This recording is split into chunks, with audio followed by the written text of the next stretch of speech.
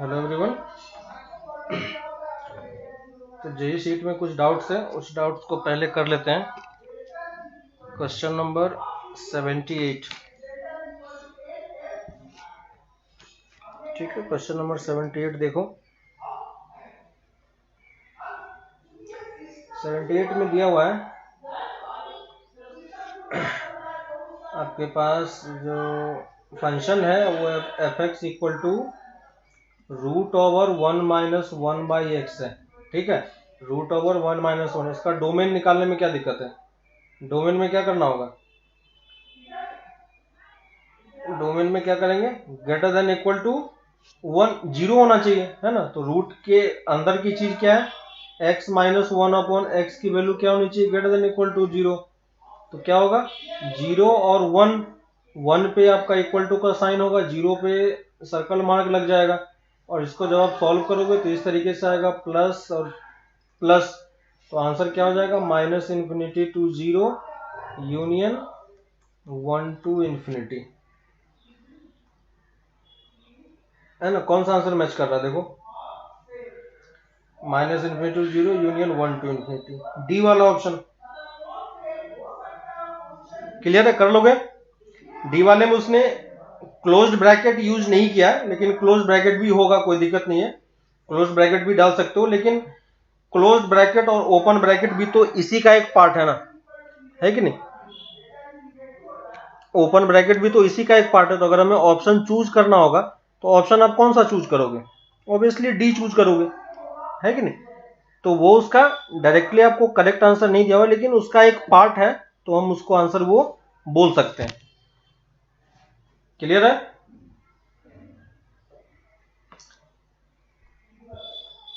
समझ में आ रहा है सबको?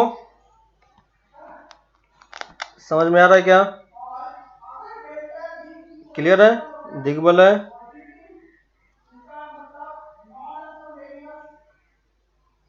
ये 78 नहीं है, अच्छा क्वेश्चन नंबर 80 हो गया। ओके ठीक है, 78 में देखो, ये क्वेश्चन नंबर 80 था। 80 भी किसी का डाउट नहीं है। ओके चलो कोई बात नहीं, ठीक है। तो 80 में इसमें देख लेना कि यहाँ पे 1 में इंक्लूड इसने नहीं किया है, ठीक है। तो ये भी इसी का एक आंसर होगा। अगर आपको बेस्ट ऑप्शन चूज करना है तो इसके अंदर वाला जो पार्ट आपका लाइक कर रहा हो उसका आप आंसर कर सकते हो, है कि नहीं। तो देखो क्वेश्चन नंबर 78।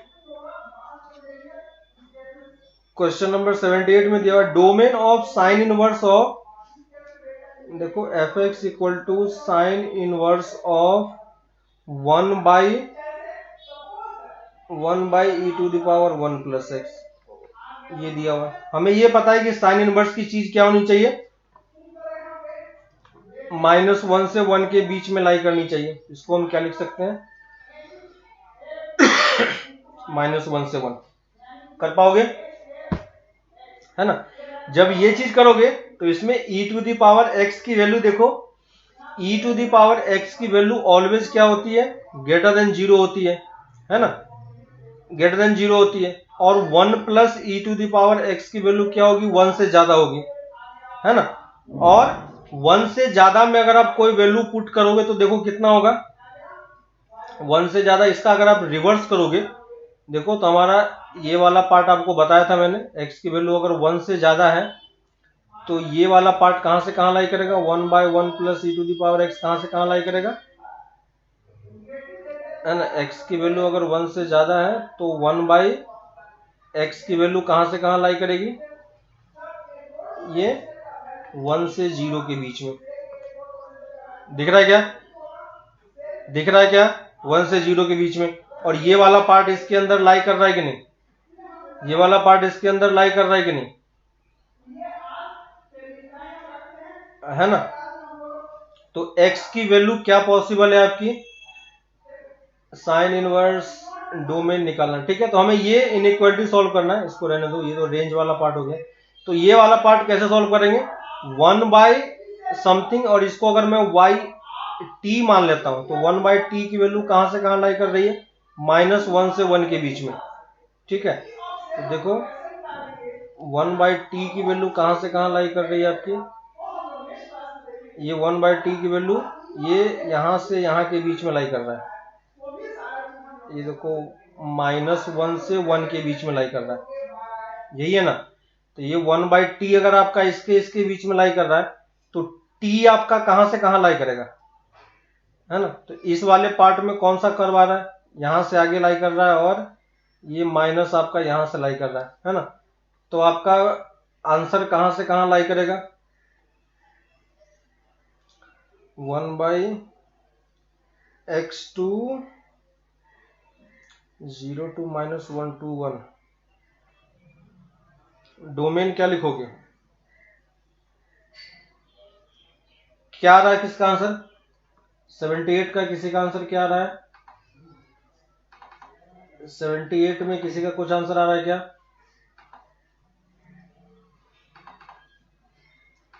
किसी ने सॉल्व किया था,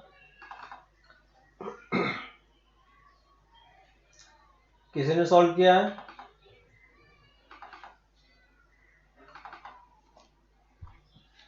देखो तो साइन इनवर्स ऑफ 1 + e⁻x, तो इसमें आप कुछ भी पुट कर सकते हो, कोई प्रॉब्लम नहीं है। 78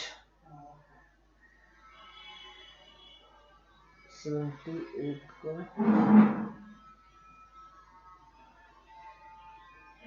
एक मिनट देख रहा हूं मैं, क्या आंसर आ रहा है तुम लोगों का,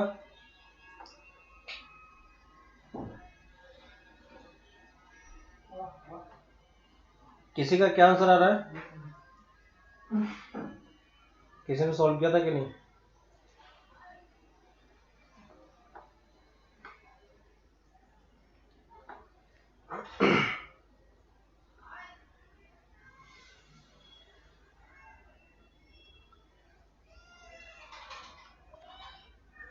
देखो तो जो आपका आंसर है वो e⁻x की वैल्यू, इसमें से हमें बेस्ट पॉसिबल आंसर खोजना है कि x की वैल्यू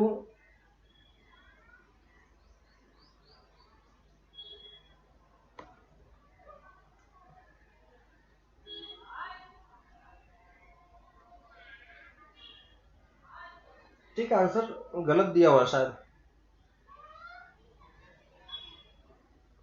आंसर गलत दिया हुआ शायद, ठीक ना, क्योंकि डोमेन निकालना है तो x की वैल्यू तो हम कुछ भी पुट कर सकते हैं, है कि नहीं।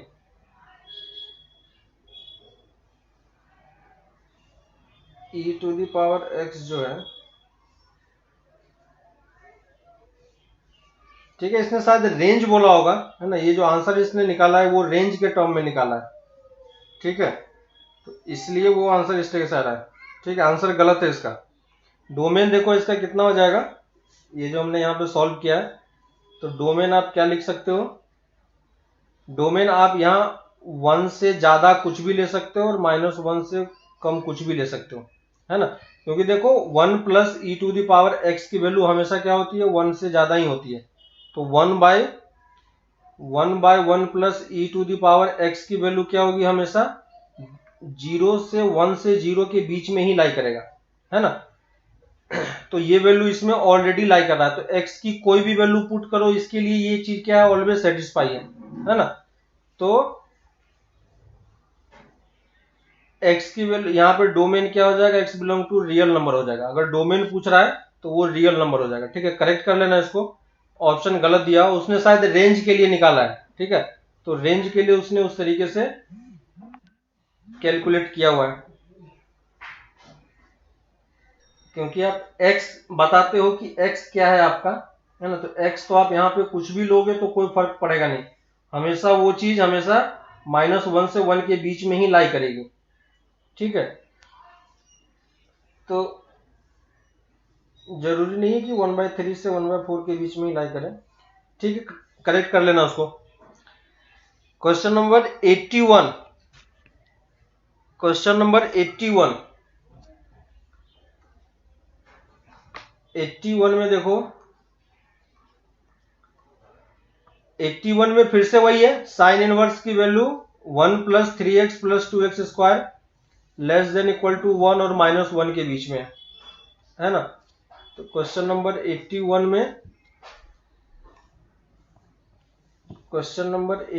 में देखोगे आप, ठीक है, ये एक्चुअली में क्वाड्रेटिक वाला पार्ट आ जाता है आपका, तो ये हम क्वाड्रेटिक वाले पार्ट में आप सॉल्व करोगे।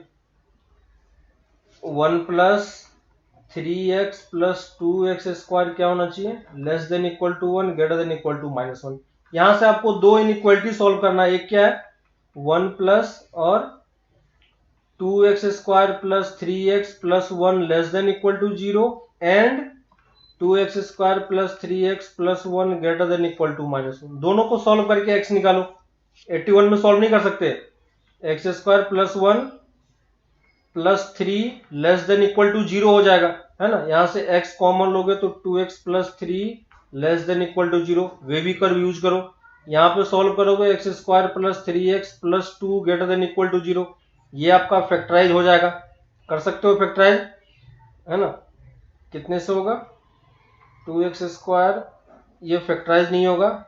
यहाँ पे देखो b स्क्वायर माइनस 4ac, है ना। तो ये आपका ऑलवेज ट्रू है, ये आपका ऑलवेज ट्रू है, ठीक है, ये आपका ऑलवेज ट्रू है। तो यहां से जब सॉल्व करोगे तो आपका आंसर कितना हो जाएगा, ये -3/2 और ये 0, तो आपका आंसर -3/2 से 0 के बीच में लाई करेगा, ठीक है। और यहां से आपका x की वैल्यू क्या आएगी, रियल नंबर आएगी। क्यों, क्योंकि इसका d चेक करोगे तो क्या होगा, ये ऑलवेज d इसका लेस देन 0, इसका मतलब ये ग्राफ जो होगा वो x एक्सिस के ऊपर ही होगा। तो x की हर एक वैल्यू के लिए ये हमें क्या देगा, पॉजिटिव ही देगा। तो यहां से x की वैल्यू क्या हो जाएगी, r, और यहां से सॉल्व करोगे तो ये आएगा, दोनों का इंटरसेक्शन लोगे तो यही वाला पार्ट आंसर आएगा, ठीक है।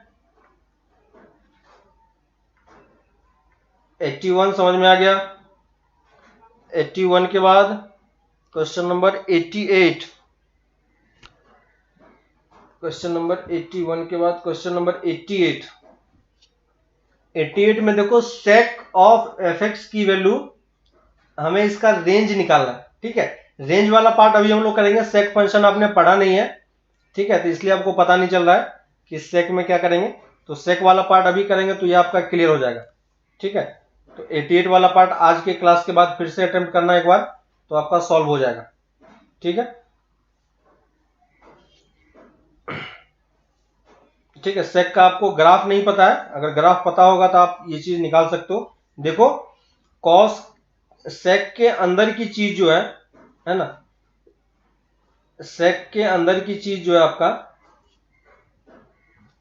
क्या दिया हुआ है, sec of π/4 plus cos x, है ना, sec of π/4 plus cos square x, ठीक है। तो इसको हम क्या बोल सकते हैं, y है, तो y equal to sec t हम बोल सकते हैं, है ना।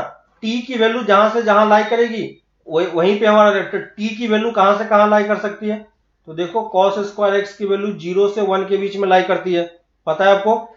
इसमें अगर आप π/4 ऐड कर दोगे, π/4 मल्टीप्लाई कर दोगे तो क्या हो जाएगा, π/4 से 0 के बीच में लाई करेगा, है ना। यही हमारा क्या है, t है।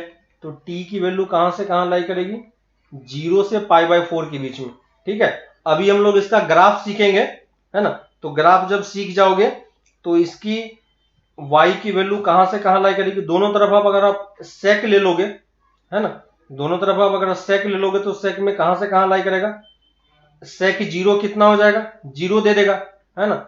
और सेक π/4 कितना दे देता है, √2। तो आपका जो y है वो कहां से कहां लाई करेगा, 0 से √2 में, है ना। तो इस तरीके से भी कर सकते हो। अभी आप ग्राफ देख लोगे तो आपको थोड़ा सा बेटर आइडिया मिल जाएगा। सॉरी, cos 0 आपका 1 होता है ना, है ना। तो ये चीज ये आपको समझ में आ रहा है। अभी मैं ग्राफ बता दूंगा तो आप वहां पे उसको फिर से एक बार क्रॉस चेक कर लेना, आपका सॉल्व हो जाएगा। 88 हो गया। Question number 89। 89 में क्या दिक्कत हो गया, रेंज निकालना नहीं आ रहा है। रेंज निकालने के लिए बताया तो था, ऊपर में क्वाड्रेटिक है, नीचे में क्वाड्रेटिक है, तो x as a function of y calculate करना है आपको। क्वेश्चन नंबर 89 में देखो y इक्वल टू हमें क्या दिया हुआ है, y equal to x square plus x plus 2, x square plus x plus 2, और नीचे में x square plus x plus 1 है ना। यही है। इसको आप क्या करो, क्रॉस मल्टीप्लाई कर दो। क्रॉस मल्टीप्लाई करोगे तो क्या हो जाएगा, x square plus y x plus y equal to x square plus x plus two. X में इसको कंप्लीटली कन्वर्ट कर लो, है ना, तो एक्स वाले के साथ इसको एडजस्ट कर लो।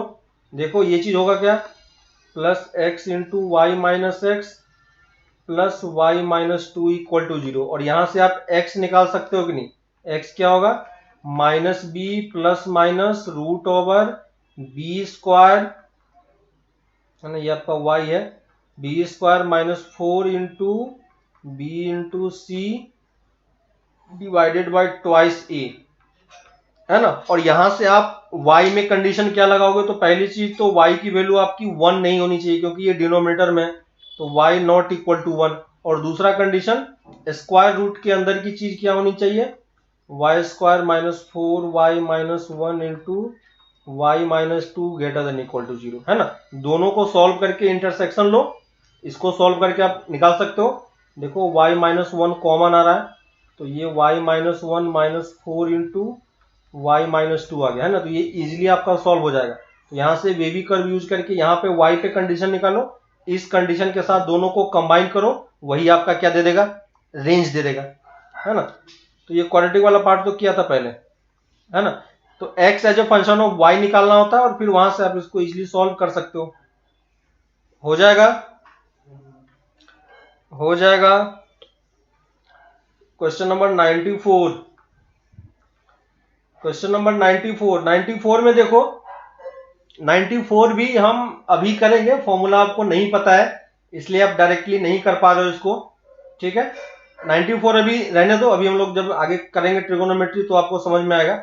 यहाँ पे दो अलग अलग फंक्शन है, साइन और कॉस, ठीक है, तो दोनों का रेंज -1 से 1 के बीच में ही होता है, लेकिन जब माइनस करते हैं तो माइनस में क्या होता है वो हम लोग अभी देखेंगे, ठीक ना।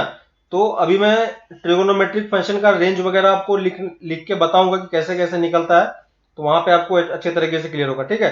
94 को आप लोग सर्कल मार्क कर लो, अभी कुछ देर में उसको हम लोग करेंगे। 96 भी सेम टाइप का है, ठीक है, 94 और 96 सेम टाइप का है, वो चीज आप कर सकते हो। 100, क्वेश्चन नंबर 100 सेम अभी जो किया है 100 वाला, क्वेश्चन नंबर 100 अभी कौन सा क्वेश्चन किया था, क्वेश्चन नंबर 89, 100 और 89 सेम टाइप का है, कर लोगे, दिग्बल है, दिग्बल है, कर पाओगे, दिग्बल हो जाएगा। 89 और 100 सेम टाइप का है, ठीक है। क्वेश्चन नंबर 96 और 94 हम लोग अभी करेंगे, इस टाइप के ट्रिगोनोमेट्रिक फंक्शन का रेंज कैसे निकालते हैं तो आपको मैं अभी बताऊंगा, तो आपको थोड़ा सा बेटर आइडिया मिलेगा, ठीक है। तो अप टू 100 तक आपका हो चुका है, नेक्स्ट क्लास में 125, ठीक है, नेक्स्ट क्लास 125। जो सब ट्रिगोनोमेट्री वाला पार्ट है वो सब मैं अभी यहाँ पे करा के फिर आपको समझ में आ जाएगा कैसे क्या करना है, ठीक है। लास्ट क्लास में हम लोग ग्राफ पढ़ रहे थे, ठीक है, लास्ट क्लास में हम लोग ग्राफ कर रहे थे। ट्रिगोनोमेट्री वाले पार्ट में आपको कुछ क्वेश्चन दिया था करने के लिए, हो जाएगा, सबसे हो रहा है। एक्सरसाइज 3.2 दिया था, क्वेश्चन नंबर 1 to 5 सबसे हो गया कि कौन से क्वाड्रेंट में कैसे कैलकुलेट करते हैं, ठीक है, समझ में आ गया सबको, ठीक है। तो ग्राफ वाला पार्ट हम लोग कंप्लीट करते हैं पहले। तो हमने लास्ट क्लास में साइन कॉस और टेन का ग्राफ देखा था, उसका रेंज डोमेन वगैरह सब कुछ हमने कैलकुलेट किया था ग्राफ के थ्रू ही, ठीक है। अब हम आते हैं उसके जो रिवर्स वाला पार्ट है, उस वाले पार्ट का ग्राफ पे देखते हैं कि उसका ग्राफ कैसे कैसे बनता है, ठीक है। तो पहले आते हैं y equal to sec x के ग्राफ पे, ठीक है, और सेक थीटा के ग्राफ पे, एक ही बात है, x लिखो या थीटा लिखो। देखो सेक थीटा का अगर ग्राफ को प्लॉट करना है तो सेक थीटा का ग्राफ प्लॉट करना बहुत इजी है। अगर आपको कॉस एक्स का ग्राफ पता है, ठीक है, कॉसेक का पहले करते हैं, कॉसेक से पहले समझते हैं, है ना, पहले कॉसेक से करते हैं, कॉसेक थीटा, ठीक है। तो कॉसेक थीटा का ग्राफ प्लॉट करना ही है, सेक का भी सेम उसी टाइप का होगा। पहले हमें करना क्या है कि आपको सिंपली -1 से 1 के बीच में आप पहले sin x का ग्राफ ड्रॉ कर लो डॉट लाइन के साथ। ठीक है, तो देखो डॉट लाइन के साथ मैं sin x का ग्राफ ड्रॉ कर रहा हूं। डॉट लाइन से इसलिए प्लॉट कर रहा हूं ताकि मैं इसको बाद में हटा सकूंगा। ठीक है, तो आप भी इसी तरीके से करना। और डॉट लाइन या तो आप एज्यूम करके चलो कि हमारा एक्चुअल ग्राफ नहीं है। ठीक है, तो यहाँ पे देखो मैं इस तरीके से आपका डॉट लाइन से मैं ग्राफ ड्रॉ कर रहा हूं इस तरीके से। ठीक है, तो ये डॉट लाइन हमारा एक्चुअल ग्राफ नहीं होगा, लेकिन इसी के बेसिस पे हम आगे का ग्राफ प्लॉट करेंगे। ठीक है, कॉसेक थीटा देखो, जहां पे कॉसेक थीटा क्या होता है 1/sin थीटा, है ना, यानी जहां पे आपका साइन थीटा 0 होगा, जहां पे साइन थीटा 0 होगा वहां पे कॉसेक थीटा आपको क्या दे देगा, इन्फिनिटी दे देगा। तो कर्व में जहां जहां पे आपका साइन थीटा 0 हो रहा है वहां पे आप एक वर्टिकल लाइन ड्रॉ कर लो। तो कहां कहां पे 0 हो रहा है, एक तो 0 पे हो रहा है, उसके बाद एक पाई पे हो रहा है ना, तो देखो ये पाई वाले पार्ट पे मैंने ड्रॉ किया। फिर एक कौन सा हो रहा है, 2 पाई पे हो रहा है। तो जहां जहां पे साइन आपका 0 हो रहा है उन सब पॉइंट पे मैं एक वर्टिकल लाइन ड्रॉ कर रहा हूं। क्यों, क्योंकि हमें पता है कि उस पॉइंट पे फंक्शन क्या दे देगा, इन्फिनिटी दे देगा। ठीक है, तो हमारे पास एक मार्किंग होना चाहिए कहां पे हमें इन्फिनिटी मिलने वाला है। ठीक है, ये वाला पॉइंट कितना होगा, -पाई, ये -2 पाई, और इसी तरीके से ये कर्व आपका मूव करता जाएगा। ठीक है, तो देखो मैंने हर एक पॉइंट पे वर्टिकल लाइन ड्रॉ कर लिया जहां जहां पे आपका कर्व जो है 0 हो रहा है sin x का। ठीक है, और जब हमें cosec थीटा का कर्व प्लॉट करना है तो आपको इस तरीके से सोचना है ना, तो जहां जहां पे पीक है उसी पीक पॉइंट पे आप इस तरीके से सोचो कि इस कर्व को यहां से यहां तक कट करके इसको मैं रिवर्स ऊपर की तरफ फ्लिप कर दूंगा। ठीक है, तो इसको जब आप ऊपर की तरफ फ्लिप करोगे तो ये कैसा बन जाएगा, ये देखो, देखो, है ना। तो सबके पीक पे आपको क्या करना है, इसी टाइप से कप्स बनाने, ये देखो। ठीक है, अच्छे तरीके से बनाना ताकि दोनों वर्टिकल लाइन के बीच में रहे और उस दोनों वर्टिकल लाइन को वो कभी कट नहीं करेगा क्योंकि वो उसको इन्फिनिटी जा रहा है। ठीक है, और इसी तरीके से हर एक पीक वाले पॉइंट पे आपको करना क्या है, इसी टाइप से कर्व प्लॉट करके बनाते जाना है ना। एनसीईआरटी बुक में भी आपको दिया हुआ है, तो एनसीईआरटी बुक का भी आप हेल्प लेके प्लॉट करके देख सकते हो। ठीक है, इस टाइप से हमारा कर्व है। तो जो आपका रेड वाला कर्व है वो रेड वाला कर्व ही कौन सा कर्व है, y = cosec x का कर्व है। ठीक है, और इन सारे पॉइंट्स को मैं क्या करूंगा, जो आपका ब्लैक वाला पार्ट था उसको मैं मिटा दे रहा हूं।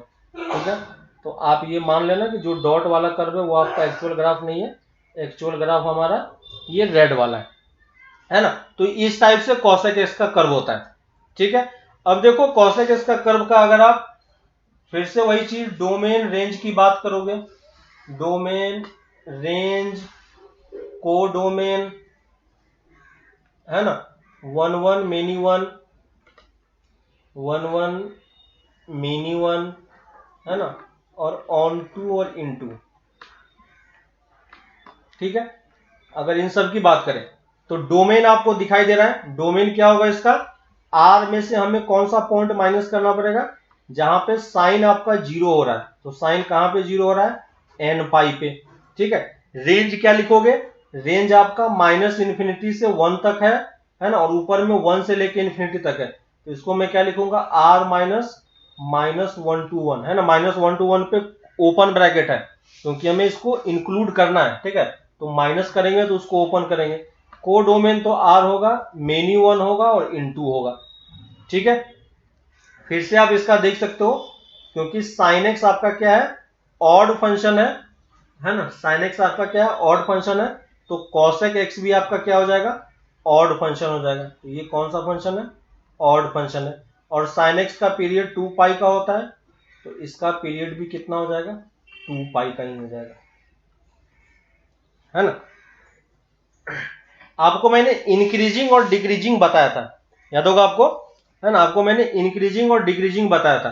तो इंक्रीजिंग डिक्रीजिंग यहां पे अगर आप चेक करोगे तो अगर ये जैसे sin x की अगर मैं बात करता हूं तो sin x का कर्व इस टाइप से होता है, याद होगा आपको, रेड में देखो, ब्लैक में तो साइन एक्स कहां से कहां तक इंक्रीजिंग है, देखो 0 से पाई तक ये इंक्रीज कर रहा है, फिर पाई से 3π/2 तक ये क्या कर रहा है, डिक्रीज कर रहा है, फिर इसके आगे ये इंक्रीज कर रहा है ना। तो sine x neither increasing not decreasing होता है, क्योंकि कुछ इंटरवल में वो इंक्रीज करता है, कुछ इंटरवल में डिक्रीज करता है ना। वैसे ही कॉसेक एक्स भी क्या होता है, 0 से π/2 के बीच में, 0 से π/2 के बीच में ये क्या कर रहा है, डिक्रीज कर रहा है, फिर π/2 से पाई के बीच में ये इंक्रीज कर रहा है ना। वैसे ही फिर यहां से यहां पे ये इंक्रीज कर रहा है, फिर डिक्रीज कर रहा है ना। तो इंक्रीजिंग डिक्रीजिंग का आपको पता है, अगर आपको ग्राफ दिया हुआ है तो आप इंक्रीजिंग डिक्रीजिंग देख के बता सकते हो, है ना। तो ये भी नाइदर इंक्रीजिंग नॉट डिक्रीजिंग है, क्योंकि पूरे इंटरवल में ये इंक्रीज भी नहीं कर रहा है, डिक्रीज भी नहीं कर रहा है, कुछ इंटरवल में इंक्रीज करता है, कुछ इंटरवल में डिक्रीज करता है ना। तो ये आपका क्या हो गया, ये आपका क्या हो गया, ये आपका क्या हो गया, कॉसेक थीटा का कर्व हो गया। अगर आपको कोई ये बोलता है, देखो यहां पे अगर आपको कोई ये बोलता है कि अगर हमारा x की वैल्यू 0 से π/4 के बीच में लाई कर रहा है, ठीक है, तो कॉसेक x किसके किसके बीच में लाई करेगा, है ना। कॉसेक x आपका किसके किसके, और 0 से π/4 नहीं, मान लो मैं π/6 से π/4 ले रहा हूं, क्योंकि 0 पे तो डिफाइन है नहीं, है ना। π/6 से अगर π/4 में ले रहा हूं तो कॉसेक x कहां से कहां बिलोंग करेगा, ठीक है। तो पहली चीज तो हमें ये समझना है कि कॉसेक x जो फंक्शन है वो 0 से π/2 में क्या होता है, यहां पे ग्राफ देखो, 0 से π/2 के बीच में क्या होता है, ये डिक्रीजिंग होता है ना। इसके बीच में ये क्या कर रहा है, डिक्रीजिंग कर रहा है, और ये π/6 यहां पे कहीं पे होगा, π/4 यहां कहीं पे होगा, है ना। तो कहां पे ये मैक्सिमम वैल्यू देगा, ये कहां पे मैक्सिमम वैल्यू देगा, π/6 पे आपको मैक्सिमम वैल्यू देगा और π/4 पे मिनिमम वैल्यू देगा, है ना। क्यों ऐसा हो रहा है, क्योंकि ये फंक्शन क्या है, हमारा डिक्रीजिंग फंक्शन है ना। तो बाद वाले पे ये कम वैल्यू देगा और कम वाले पे ये ज्यादा वैल्यू देगा। तो कॉसेक एक्स की वैल्यू हम क्या लिखेंगे, कॉसेक π/4 की वैल्यू कितनी हो जाएगी, तो साइन π/4 कितना होता है, √2, तो कॉसेक π/4 कितना हो जाएगा, 1/√2, तो ये √2 हो जाएगा, है ना। और कॉसेक π/6 कितना हो जाएगा आपका, 2 हो जाएगा, है ना। तो कॉसेक एक्स की वैल्यू किसके किसके बीच में लाई करेगी, 2 से √2 से 2 के बीच में, है ना। देखो π/4 पे ये ज्यादा वैल्यू दे रहा है, तो वहां पे हम इसको पहले लिख रहे हैं। क्यों ऐसा हो रहा है, क्योंकि फंक्शन क्या है आपका, डिक्रीजिंग फंक्शन है ना। तो डिक्रीजिंग और इंक्रीजिंग से आपका फर्क पड़ेगा, है ना, डिक्रीजिंग और इंक्रीजिंग से आपका फर्क पड़ेगा। तो आपको ये चीज समझ में आना चाहिए कि किस तरीके से हम इसको सॉल्व कर रहे हैं, है ना। तो ये चीज थोड़ा सा आप ध्यान रखना, बाकी कहां पे कौन सा इंटरवल में क्या है वो चीज आपको समझ में आ जाएगा, ठीक है। तो इंक्रीजिंग डिक्रीजिंग का ध्यान रखना, यही चीज मैं वहां पे बताना चाह रहा था जो सेक वाला फंक्शन था, है ना। तो अब नेक्स्ट ग्राफ हम लोग सेक वाला ही पढ़ेंगे, है ना। देखो नेक्स्ट हमारा कर्व है y = sec थीटा, ठीक है। तो y = sec थीटा के लिए हम फिर से क्या करेंगे, cos x का कर्व प्लॉट करेंगे, और cos x के टॉप पे हमें और उसके पीक वाले पॉइंट पे हमें फिर से क्या करना है, उसी टाइप का कर्व्स ड्रॉ करना है, ठीक है। तो सबसे पहले आप cos वाला फंक्शन ड्रॉ कर लो डॉटेड लाइन से। मैं ब्लैक से प्लॉट कर रहा हूं क्योंकि मैं इसको बाद में मिटा दूंगा, ठीक है। तो ये मैं ये ऊपर से स्टार्ट होगा, है ना। तो ये देखो मैं ब्लैक से तो कर रहा हूं सॉलिड लाइन से, लेकिन मैं बाद में इसको मिटा दूंगा, है ना। आप लेकिन डॉट लाइन से करना है इसको, ठीक है। जहां जहां पे cos 0 हो रहा है वहां वहां पे आप क्या करोगे, वर्टिकल लाइन ड्रॉ करोगे। तो यहां पे देखो मैं वर्टिकल लाइन ड्रॉ कर रहा हूं, यहां पे भी मैं वर्टिकल लाइन ड्रॉ कर रहा हूं, ठीक है। यहां पे भी मैं वर्टिकल लाइन ड्रॉ कर रहा हूं, और इसी टाइप से आपको हर एक पॉइंट पे वर्टिकल लाइन ड्रॉ करते हुए चलना है, ठीक है। और सारे पॉइंट्स का लोकेशन आपको पता है कि कहां कहां पे आप वर्टिकल लाइन ड्रॉ कर रहे हो, क्लियर है कि नहीं। ये कौन सा पॉइंट है, π/2 का है, ये 3π/2 का है, ये 5π/2 का है, ये -π/2 का है, ये -3π/2 का है, ये -π/2 का। याद होगा आपको कि cos कहां पे 0 होता है, ऑड मल्टीपल ऑफ π/2 पे, ठीक है। और जहां जहां पे cos 0 होता है वहां पे हमें क्या मिलेगा, इन्फिनिटी मिलेगा, तो जब आप इसको प्लॉट करोगे तो कैसा बनेगा, इस टाइप से कर्व आपका बनेगा, है ना। देखो इस टाइप से आपका कर्व बनेगा। तो जो रेड वाला मैं प्लॉट कर रहा हूं, है ना, थोड़ा सा आप सिमेट्रिक कर्व प्लॉट करना। तो यहाँ पे मैं थोड़ा सा सिमेट्रिक नहीं हो रहा है ना, ये इस टाइप से कर्व मूव करता। अब मैं ब्लैक वाले पार्ट को हटा दे रहा हूं, ठीक है। तो ये मेरा कॉस थीटा का कर्व प्लॉट हो गया, ठीक है। और अगर कॉस थीटा का कर्व प्लॉट हो गया तो कॉस थीटा में देखो, कॉस थीटा का कर्व हो गया, इसका फिर से हमें कोई डोमेन पूछता है, मैं बता सकता हूं, रेंज पूछता है, मैं बता सकता हूं, को डोमेन पूछता है, वो भी मैं बता सकता हूं, है ना, 1 1 या मेनी 1 है वो भी मैं बता सकता हूं, है ना, ऑन टू होगा या इन टू होगा वो भी आप चेक कर सकते हो, ठीक है। ये सब कुछ चेक कर सकते हो। तो देखो इसका डोमेन कितना लिखोगे आप, डोमेन इसका क्या हो जाएगा, सारा पॉइंट इंक्लूड होगा, लेकिन जहां जहां पे कॉस 0 हो रहा है उस वाले पॉइंट को मार्क हटाना पड़ेगा, है ना। तो ऑड मल्टीपल ऑफ π/2 में हटा दे रहा हूं, ठीक है। रेंज में क्या लिखूंगा, r -(-1 to 1), सेम साइन की तरह ही। कोडोमेन तो r है, मेनी 1 है और इन 2 है, ठीक है। कॉस आपका इवन फंक्शन होता है, तो ये भी क्या होगा आपका, इवन फंक्शन होगा। ये भी पीरियोडिक होगा, कॉस का पीरियड 2 पाई होता है, तो इसका भी पीरियड कितना हो जाएगा, 2 पाई हो जाएगा। ये भी नाइदर इंक्रीजिंग नॉट डिक्रीजिंग है, ठीक है। यही चीज मैं आपको उस वाले क्वेश्चन में जो हमने x की वैल्यू निकाली थी वो कहां से कहां था, 0 से π/4 के बीच में था, ठीक है। तो ये सेक फंक्शन 0 से π/4 के बीच में क्या है, देखो ये π/2 है, π/4 यहां पे कहीं लाई करेगा। तो देखो 0 से π/4 के बीच में ये फंक्शन क्या है, इंक्रीजिंग है ना। तो इंक्रीजिंग है, इसका मतलब इस पॉइंट पे आपको लोएस्ट वैल्यू मिलेगी, इस पॉइंट पे आपको मैक्सिमम वैल्यू मिलेगी, है ना। तो सेक एक्स आपका कहां से कहां लाई करेगा, 1 से √2 के बीच में, है ना। ये चीज मैं आपको वहां पे बताना चाह रहा था। तो क्योंकि ये इंक्रीजिंग फंक्शन है तो लोएस्ट पॉइंट पे आपको लोएस्ट वैल्यू मिलेगी, मैक्सिमम पॉइंट पे आपको मैक्सिमम वैल्यू मिलेगी, है ना। अगर आपका ये डिक्रीजिंग फंक्शन होता तो लोएस्ट पॉइंट पे आपको मैक्सिमम वैल्यू मिल जाती और बाद वाले पॉइंट पे आपको मिनिमम वैल्यू मिलती, है ना। तो अब आप यहां से इजीली देख के बता सकते हो कि कहां पे कौन सा फंक्शन होगा, ठीक है।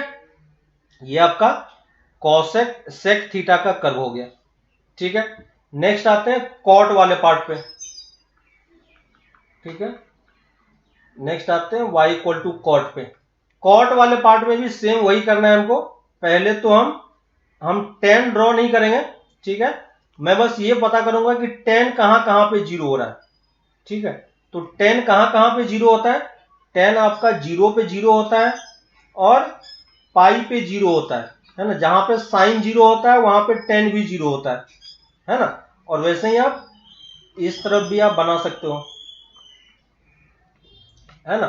और जहां जहां पे tan आपका 0 है वहां पे आप एक वर्टिकल लाइन ड्रॉ कर दो, फिर से वही चीज, क्योंकि उस पॉइंट पे ये क्या दे देगा, इन्फिनिटी दे देगा, है ना। और tan क्योंकि π/2 पे इन्फिनिटी दे रहा था तो π/2 पे कॉट क्या देगा आपका, कॉट आपका 0 कर देगा, है ना। इसी टाइप से आप इस तरफ भी ग्राफ प्लॉट कर पाओगे, ठीक है। तो बस मैं थोड़ा सा प्रॉपर्टी यूज करके सॉल्व कर रहा हूं, है ना। तो यहाँ पे ये वाला पॉइंट क्या है, π/2 है, ये 3π/2 है। इन सारे पॉइंट्स पे आपका क्या होगा, कॉट 0 हो जाएगा, है ना। -π/2 है, -3π/2 है, इसी टाइप से बढ़ता जाएगा। तो रेड वाले पार्ट में देखो कॉट का जब आप कर्व देखोगे, है ना, तो कॉट का कर्व कैसा हो जाएगा, कॉट का कर्व आपका नेगेटिव साइड में, है ना। 0 पे ये क्या देगा, कॉट 0 पे इन्फिनिटी देगा, है ना। तो ये स्टार्ट यहां से होगा, है ना। इस तरीके से आप ये बढ़ता जाएगा और ये π/2 पे 0 करते हुए, π/2 पे 0 करते हुए, देखो मैं फिर से कर रहा हूं, इस टाइप से आ रहा है, इस टाइप से आ रहा है, π/2 पे 0 करते हुए इस टाइप से बढ़ते हुए इन्फिनिटी चला जाएगा, है ना। और इसी टाइप का कर्व ये क्या करेगा, बाकी सारे इंटरवल में भी रिपीट करेगा, ठीक है। तो थोड़ा सा सिमेट्रिक कर्व आप प्लॉट करते जाना, ठीक है। यहाँ पे सिमेट्रिक प्लॉट नहीं हो पा रहा है मेरे से, ठीक है। आप लेकिन बुक में देख लेना, है ना, सिमेट्रिक इस टाइप से कर्व प्लॉट हो रहा है बार बार, है ना। तो इसी टाइप से ये कर्व आपका ऐसे प्लॉट होता जाएगा, ठीक है। ये आपका यहाँ से माइनस इन्फिनिटी से होता हुआ इस π/2 से क्रॉस करता हुआ इस तरफ मूव करेगा, ठीक है। तो कर्व का शेप आपको बस ध्यान में होना चाहिए कि कैसे ये वर्क करता है, ठीक है। कॉट देखो क्या है, कॉट आपका डिक्रीजिंग फंक्शन है, ठीक है। कॉट भी आपका नाइदर डिक्रीजिंग नॉर इंक्रीजिंग, क्योंकि हर एक फंक्शन के लिए नहीं हो रहा है, लेकिन एक इंटरवल में अगर आप देखोगे तो एक इंटरवल में ये क्या हो रहा है, डिक्रीज हो रहा है। 0 से पाई के बीच में ये क्या हो रहा है, डिक्रीज हो रहा है ना। तो इस तरीके से ये इंटरवल में हो रहा है। अगर यहां पे आपसे फिर से डोमेन कोई पूछता है कि डोमेन बताओ इसका क्या होगा, तो डोमेन आप निकाल सकते हो, रेंज आप निकाल सकते हो, को डोमेन आप निकाल सकते हो, 1 1 है या मेनी 1 है ये आप कैलकुलेट कर सकते हो, है ना। इनटू है या ऑन टू है ये आप कैलकुलेट कर सकते हो, है ना। तो ये क्या है हमारे पास, डोमेन क्या हो जाएगा, r माइनस एन पाई, है ना। n बिलोंग टू z के लिए, क्योंकि z n पाई पे ये क्या दे रहा है, इन्फिनिटी दे रहा है, ठीक है। रेंज इसका r हो जाएगा, कोडोमेन r हो जाएगा, मेनी 1 हो जाएगा और ऑन टू फंक्शन हो जाएगा, ठीक है। तो बाकी सब कुछ आप देख सकते हो।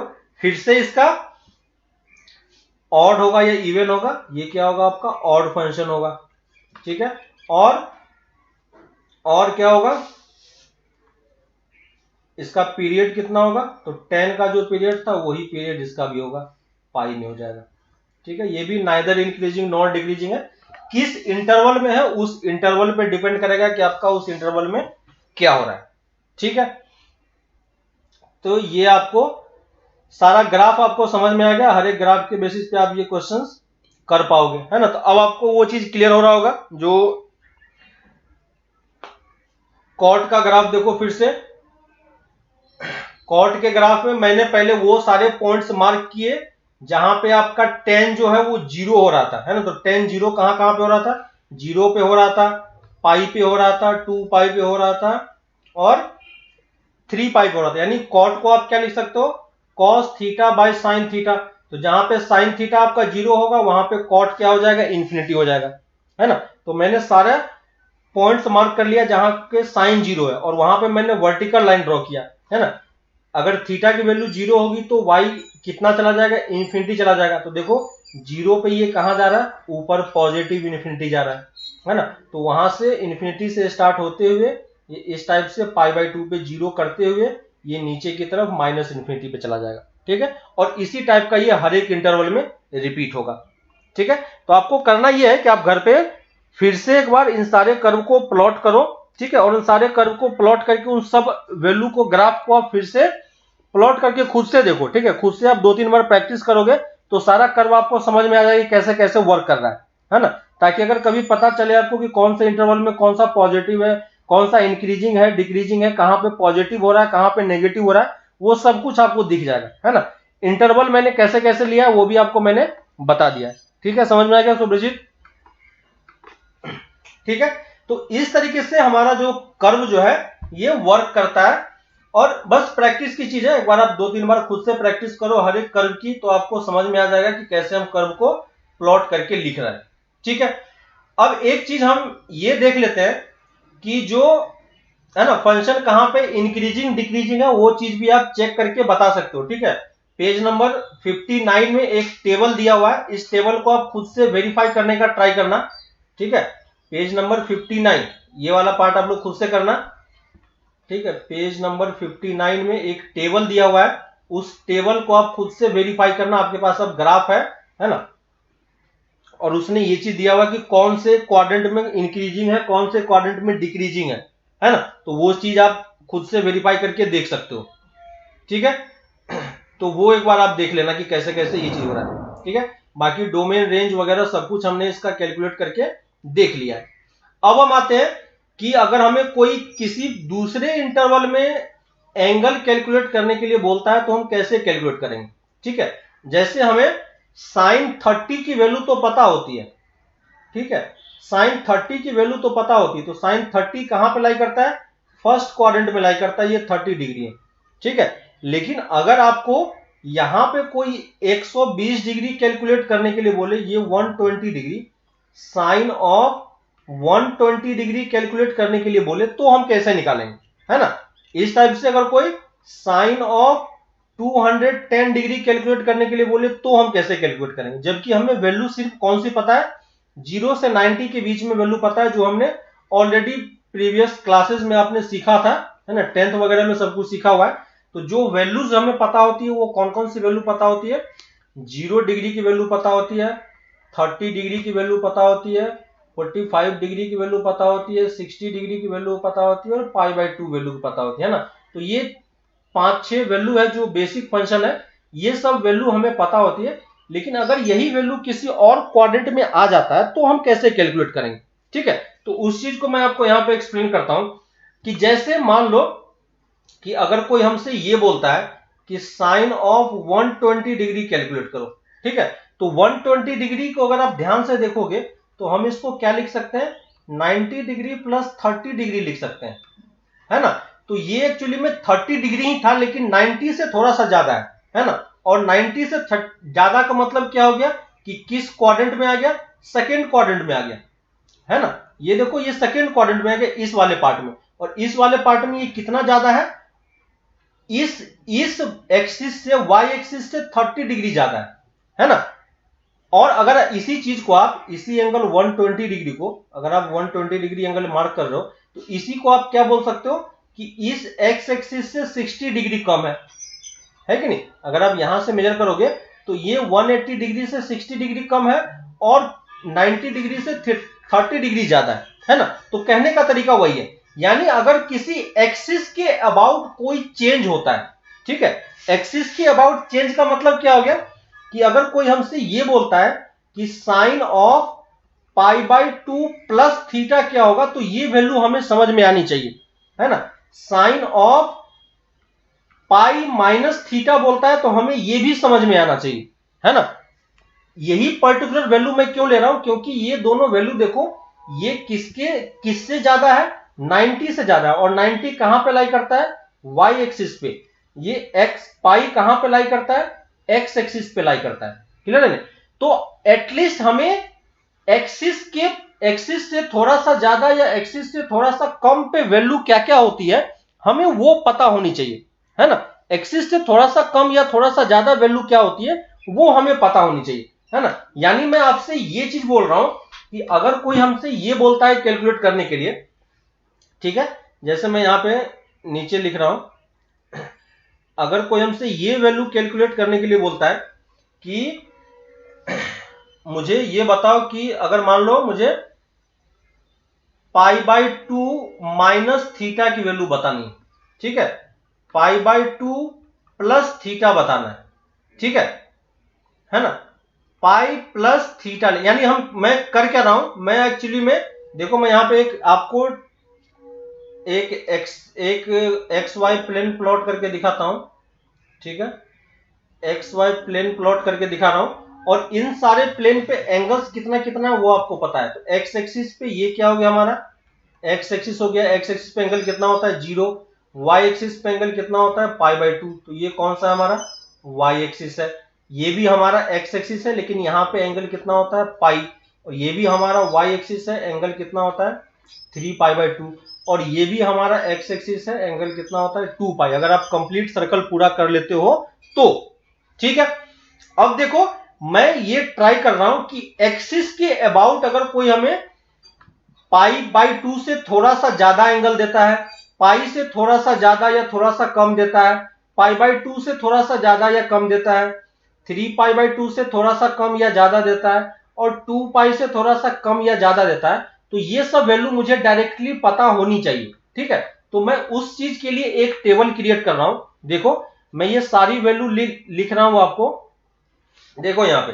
तो मैं यहां पे लिख रहा हूं, मैं यहां पे इस तरफ में सारा ट्रिगोनोमेट्रिक फंक्शन लिखूंगा, साइन थीटा, ठीक है, कॉस थीटा, टेन थीटा,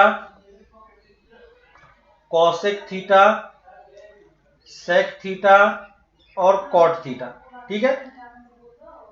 ये हमारे पास 6 ट्रिगोनोमेट्रिक फंक्शन है, तो मैंने 6 ट्रिगोनोमेट्रिक फंक्शन आपको लिख दिया यहाँ पे, ठीक है। और इन सब के कॉरस्पॉन्डिंग मैं यहाँ पे थीटा लिख के बताऊंगा, ठीक है। यहाँ पे मैं थीटा हटा दे रहा हूं, ठीक है, थीटा मैं नहीं लिखूंगा। देखो कॉस, टेन, कॉसेक, सेक और कॉट, ठीक है। थीटा मैं यहाँ पे लिखूंगा। यहाँ पे मेरे पास पहला थीटा है π/2 माइनस थीटा, ठीक है। तो पहले मैं कैलकुलेट करूंगा π/2 माइनस थीटा की वैल्यू कितनी होगी, फिर मैं कैलकुलेट करूंगा π/2 प्लस थीटा कितना होगा, ठीक है। आप भी इसी तरीके से टेबल क्रिएट कर लो एक, π/2 प्लस थीटा। फिर मैं देखो मैंने y एक्सिस पहले चूज कर लिया, ये π/2 से इस तरफ और π/2 से इस तरफ वैल्यू क्या क्या होगी वो चीज मैंने लिख लिया। अब मैं x एक्सिस पे आ रहा हूं, पाई माइनस थीटा लिखूंगा और पाई प्लस थीटा लिखूंगा। क्लियर हो रहा है? तो देखो मैंने x एक्सिस का पॉइंट लिख लिया, पाई प्लस थीटा भी मैंने लिख दिया, ठीक है। अब मैं इस y एक्सिस पे फिर से आऊंगा लेकिन नीचे की तरफ, तो क्या होगा 3π/2 माइनस थीटा और 3π/2 प्लस थीटा, ठीक है। तो मैंने ये वैल्यू भी लिख दिया π/2 प्लस थीटा। और फिर से आप अगर सर्कल 2π पे चले जाओगे तो 2π माइनस थीटा, ठीक है, और 2π प्लस थीटा, ठीक है। तो आप इसको थोड़ा सा बड़ा करके लिख लेना, मैं इसको फिर से बनाता हूं, आप लोग फिर से अच्छे से टेबल बनाओ। देखो π/2 minus theta, π/2 plus theta, pi minus theta, pi plus theta, ठीक है। 3π/2 माइनस थीटा, 3π/2 प्लस थीटा, ठीक है। एक्सिस के अबाउट दिख रहा है आपको, है ना। फिर 2π माइनस थीटा, 2π प्लस थीटा दिख रहा है आपको।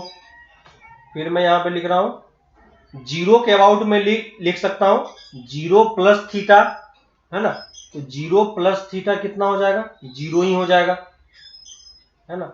और 0 माइनस थीटा भी लिख सकता हूं मैं, ठीक है। तो ये देखो मैंने सारा एक टेबल क्रिएट कर लिया हर एक एंगल के लिए, हर एक एंगल के लिए नहीं, पर्टिकुलरली मैंने कौन सा एंगल चूज किया है, एक्सिस के अबाउट के सारे एंगल मैंने चूज किए हैं।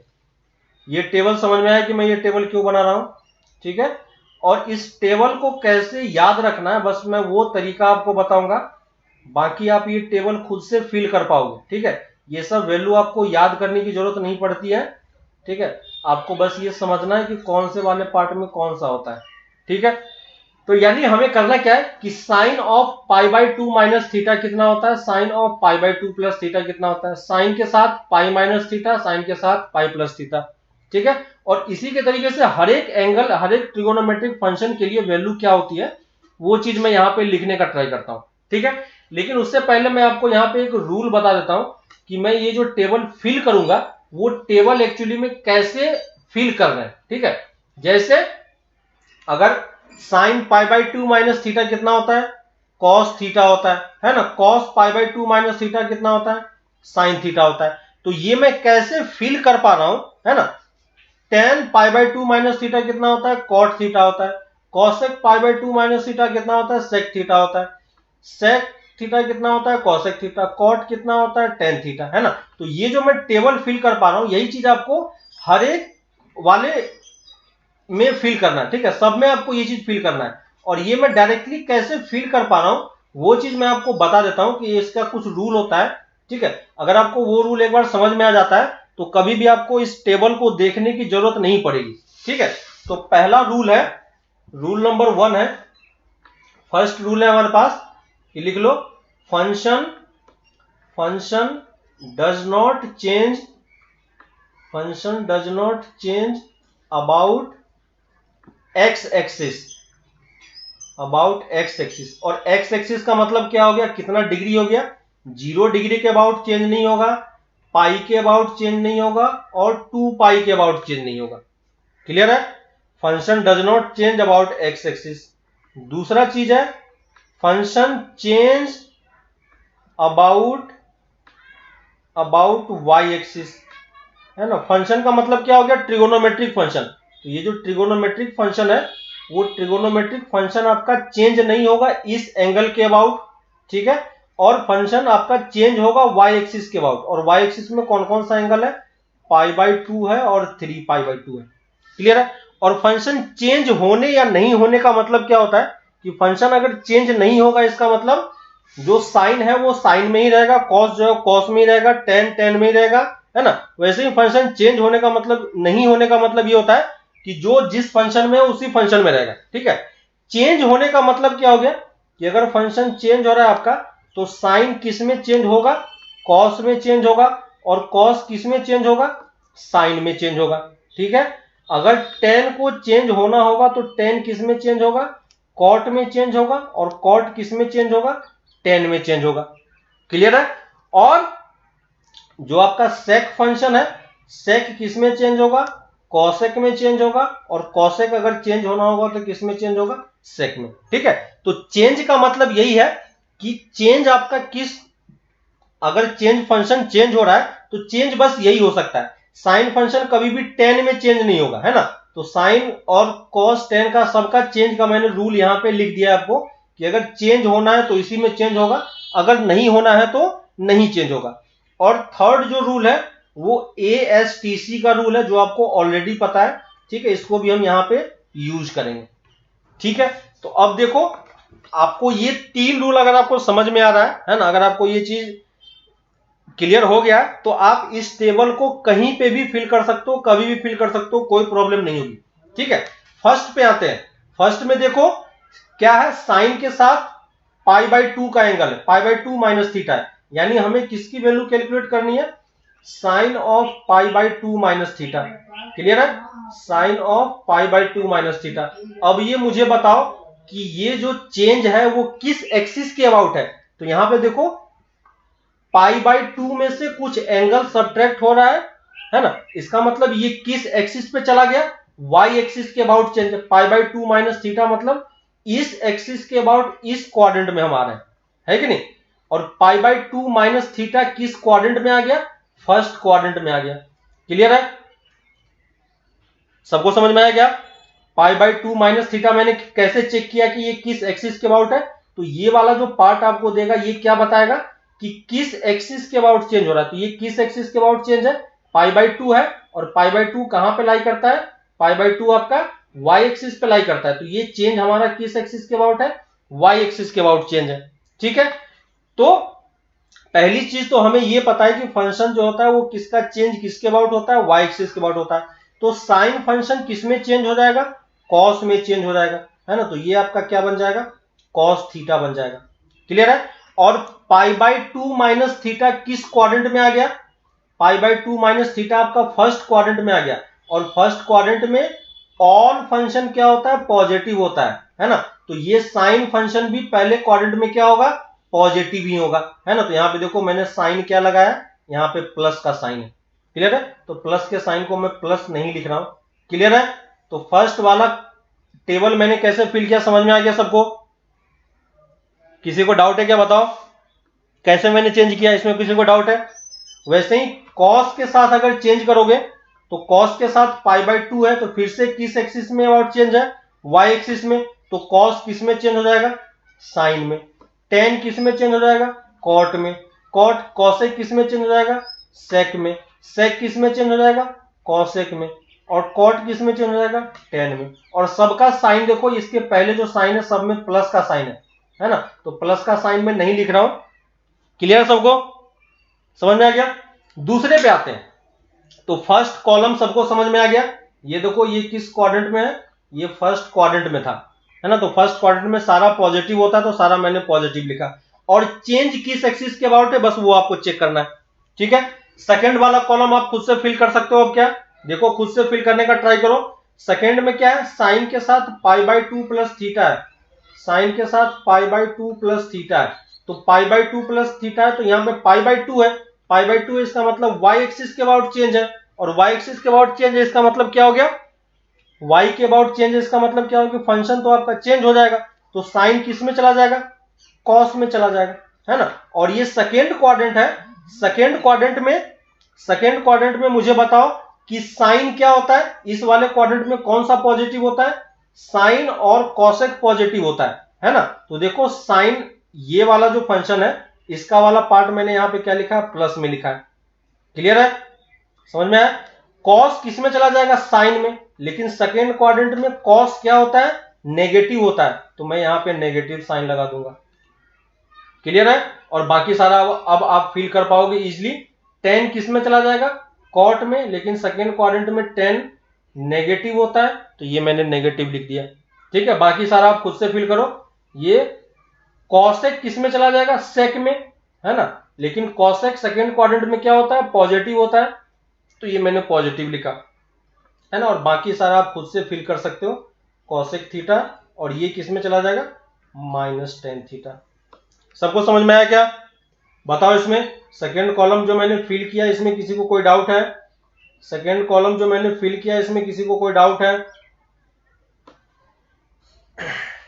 क्लियर है। अगर पाई माइनस थीटा अगर कोई हमें निकालने के लिए बोलता है, तो साइन पाई माइनस थीटा किस एक्सिस के अबाउट चेंज है, पाई कहां पे लाई करता है, एक्स एक्सिस पे, यानी इस वाले पार्ट में फंक्शन आपका चेंज नहीं होगा।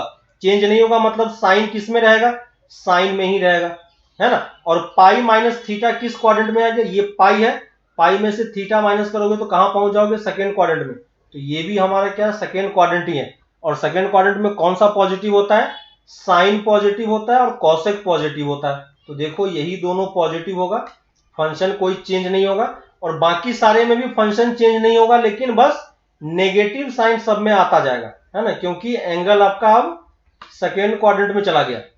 देखो बताओ किसी को कोई डाउट है, क्लियर है।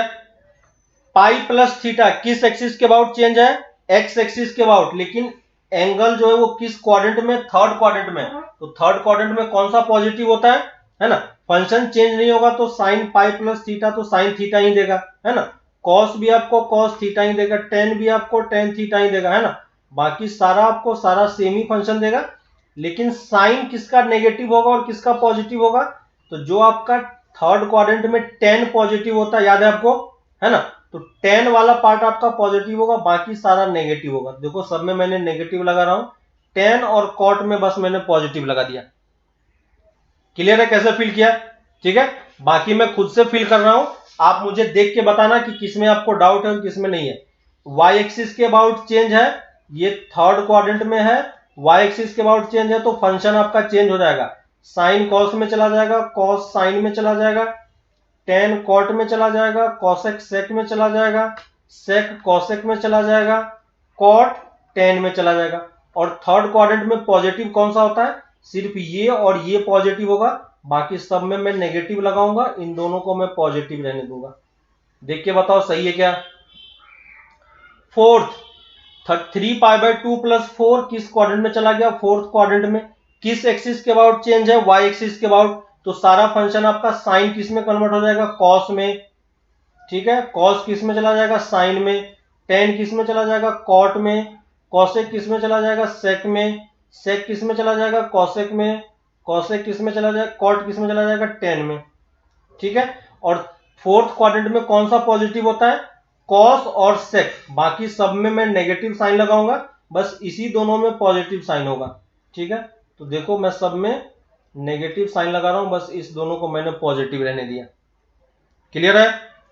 2π माइनस थीटा, 2π माइनस थीटा किस क्वाड्रेंट में है, फोर्थ क्वाड्रेंट में, ठीक है, फोर्थ क्वाड्रेंट में। और वाई एक्स एक्सिस के अबाउट चेंज है, तो फंक्शन तो आपका चेंज होगा नहीं, तो साइन का साइन ही रहेगा, कॉस का कॉस ही रहेगा, टेन सेम रहेगा, कॉसेक सेम रहेगा, है ना, सेक सेम रहेगा, कॉट सेम रहेगा। और फोर्थ क्वाड्रेंट में पॉजिटिव कौन सा होता है, कॉस और सेक, बाकी सब में मैं नेगेटिव साइन यूज कर दूंगा।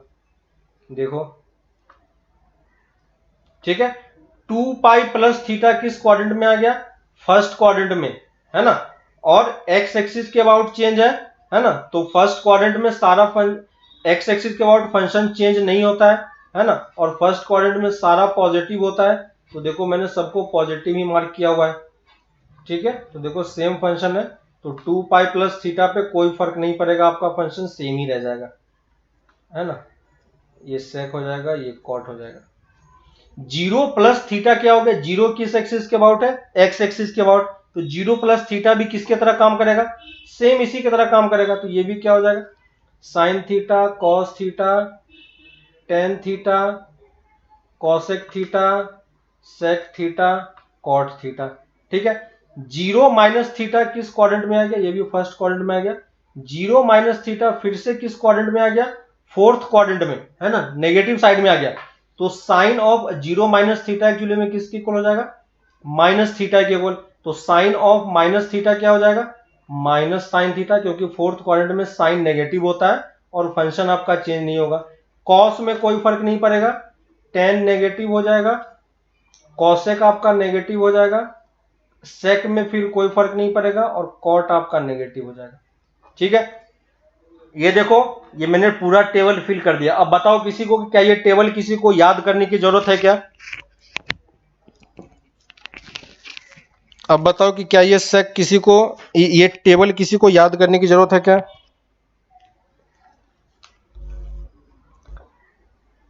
क्या ये टेबल किसी को याद करने की जरूरत है,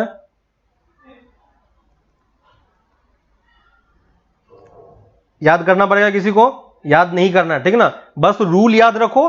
बाकी वो एंगल कहीं भी देता है आप खुद से कैलकुलेट करके इसको निकाल सकते हो, है ना। जैसे अगर कोई मुझे ये बोलता है ना, जैसे अगर कोई अब मुझे ये निकालने के लिए बोलता है एग्जांपल के लिए कि बताओ साइन ऑफ 120 डिग्री कितना होगा, है ना। तो 120 डिग्री है तो पहले हम इसको एक्सिस के अबाउट चेंज करने का ट्राई करेंगे कि किसके अबाउट इसको आप लिख सकते हो। तो इसको आप साइन ऑफ 90 प्लस 30 डिग्री भी लिख सकता है कोई इसको साइन ऑफ 180 माइनस 60 भी लिख सकता है ना। और देखो साइन 90 किसके अबाउट चेंज हो गया, वाई एक्सिस के अबाउट, है ना। और वाई एक्सिस में फर्स्ट क्वाड्रेंट क्या हो, सेकेंड क्वाड्रेंट में आ गया और उसमें फंक्शन क्या होगा, चेंज हो जाएगा। तो ये क्या हो जाएगा, cos 30 डिग्री, है ना। और यहां पे ये क्या आ जाएगा, ये आपका cos 30 डिग्री हो गया, क्लियर है। और ये cos 30 डिग्री, और नीचे वाले में आप क्या लिख पाओगे, नीचे वाले में आप क्या लिख पाओगे, ये एक्स एक्सिस के अबाउट चेंज है तो एक्स एक्सिस में फंक्शन क्या रह जाता है, सेम ही रह जाता है। तो ये साइन 60 डिग्री भी लिख सकते हो। और दोनों वैल्यू एक्चुअली में आपके पास कितनी आ जाएगी, √3/2 ही आएगी, है ना। तो आप इस तरीके से लिखो या इस तरीके से लिखो, कोई फर्क नहीं पड़ता है ना, दोनों से आपका सेम आंसर आएगा, है ना। लेकिन आप एक्सिस के अबाउट अगर चेंज कर रहे हो तो ये चीज आपको थोड़ा सा ध्यान रखने की जरूरत है, क्लियर है ना। तो इस टाइप से आपको वो कितना भी एंगल निकालने के लिए दे देता है तो हमें कोई प्रॉब्लम नहीं होनी चाहिए, ठीक है। जैसे अगर मुझे कोई ये निकालने के लिए दे देता है cos ऑफ 390 डिग्री, है ना, कोई मुझे cos ऑफ 390 डिग्री निकालने के लिए दिया, तो cos ऑफ 390 को मैं क्या लिखूंगा, 360 प्लस 30 डिग्री, है ना। और 360 प्लस 30 डिग्री कहां पे पहुंच गए आप, देखो एक 360 डिग्री क्रॉस कर गए हम, है ना। और 360 डिग्री क्रॉस करने के बाद हम फिर से कहां पहुंच गए, फर्स्ट क्वाड्रेंट में। तो ये एक्चुअली में किसके इक्वल हो जाएगा, cos 30 डिग्री के ही इक्वल हो जाएगा, है ना। और यहां से आप डायरेक्टली इसकी वैल्यू कैलकुलेट करके बता पाओगे। समझ में आ रहा सबको, है ना। तो ये सब वैल्यू आपको कभी भी कैलकुलेट करने की जरूरत नहीं पड़ेगी। अगर कोई मुझसे ये कैलकुलेट करने के लिए बोलता है कि बताओ tan ऑफ 750 डिग्री कितना होगा, है ना, तो tan ऑफ 750 डिग्री अगर हमें निकालना है तो उसको मैं क्या लिख सकता हूं, tan ऑफ 750 डिग्री में कितना होगा, इसको मैं tan ऑफ 720 प्लस 30 डिग्री लिख सकता हूं, है ना। 720 क्यों लिखा, क्योंकि 720 क्या है, 2 पाई का मल्टीपल है और 360 डिग्री का मल्टीपल है। तो ये एक्चुअली में क्या लिखा हुआ है, 360 इंटू 2, है ना। मैं बस एक्सिस के अबाउट चेंज करूंगा, ठीक है, मैं बस एक्सिस देख रहा हूं और कुछ नहीं देख रहा हूं। तो ये देखो 360 इंटू 2 मतलब क्या हो गया कि हमें इसका कितना सर्कल मूव करना है, 2 सर्कल। तो एक सर्कल मूव करेंगे तो 360 डिग्री, एक और मूव किया तो 260 डिग्री, फिर से कहां पे पहुंच गए, एक्स एक्सिस पे ही, और इसके ऊपर फिर से प्लस 30 डिग्री। इसका मतलब ये किसके इक्वल है, tan 30 डिग्री के ही इक्वल है। और tan 30 की वैल्यू तो हमें पता है ना। तो इस टाइप से आप कोई भी वैल्यू कैलकुलेट करके इजीली निकाल सकते हो। कर पाओगे सब लोग, समझ में आ रहा है ना। तो कोई सा भी कितना भी बड़ा एंगल आपको दे निकालने के लिए आप इजीली कैलकुलेट करके बता पाओगे कि वैल्यू कितनी होती है और कैसे कैलकुलेट होती है, ठीक है। तो ये सब वैल्यू निकालना आपके लिए कोई प्रॉब्लम नहीं होगा, है ना। कोई सा भी एंगल दिया रहे, इसके अलावा कुछ ऐसा एंगल दिया रहे जो हमें नहीं पता है तो वो हम आगे कैलकुलेट करेंगे आगे चैप्टर में, लेकिन अभी के लिए आपको इसी के टर्म्स में दिया होगा, ठीक है। तो अब आप एक्सरसाइज 3.2 कंप्लीट कर सकते हो, है ना। एक्सरसाइज 3.2, ठीक है। एक्सरसाइज 3.2 में जो 2-3 क्वेश्चन है वो सब क्वेश्चन आप कंप्लीट करने का ट्राई करना, है ना। ज्यादा इजी सारे क्वेश्चन है ना, तो आप इजीली उस सब चीजों को कंप्लीट करके लिख पाओगे, ठीक है। अब कुछ फॉर्मूले वाले पार्ट बचे हुए हैं, है ना, तो फॉर्मूला वगैरह हम लोग नेक्स्ट क्लास में देखेंगे, कैसे ट्रिगोनोमेट्रिक फॉर्मूला यूज करते हैं और कहां कहां पे यूज करते हैं, है ना, और किस तरीके से उसको हम सॉल्व करते हैं, ठीक है। तो अभी आप एक्सरसाइज 3.2 कंप्लीट करो, 4-5 क्वेश्चन और है वो कंप्लीट कर लेना, और जेई वाले शीट का नेक्स्ट 25 क्वेश्चन, ठीक है, नेक्स्ट 25 क्वेश्चन, ठीक है। तो ट्रिगोनोमेट्री वाले पार्ट में आपका अब ये सब एंगल वाला पार्ट सॉल्व हो जाएगा। अभी भी हम लोग फॉर्मूले वाले पार्ट पे नहीं आए, फॉर्मूला वाला पार्ट जो है वो सब आपको आगे समझ में आएगा थोड़ा सा। तो जो जिसमें फॉर्मूला ट्रिगोनोमेट्रिक फॉर्मूला यूज हो रहा है वो सब चीजें आप अभी स्किप कर सकते हो जेई वाली शीट से, लेकिन एंगल वाला पार्ट और ग्राफ वाले पार्ट से अगर कोई आपका क्वेश्चन होता है तो ट्राई करो कि अगर आप ग्राफ से उस क्वेश्चन को सॉल्व कर सकते हो तो निकाल सकते हो इजिली, ठीक है। तो नेक्स्ट क्लास में हम लोग ट्रिगोनोमेट्रिक फॉर्मूला वाला पार्ट देखेंगे, कैसे कैसे फॉर्मूला यूज होता है, और ये दोनों चीजें हम लोग डिस्कशन करेंगे कि कैसे सॉल्व करना है, ठीक है। तो आप ये सब क्वेश्चन ट्राई करना, फिर हम लोग आगे नेक्स्ट क्लास में इसको कंटिन्यू करते हैं, ठीक है। तो फिर हम लोग मिलते हैं आगे नेक्स्ट क्लास में, ओके, चलो बाय।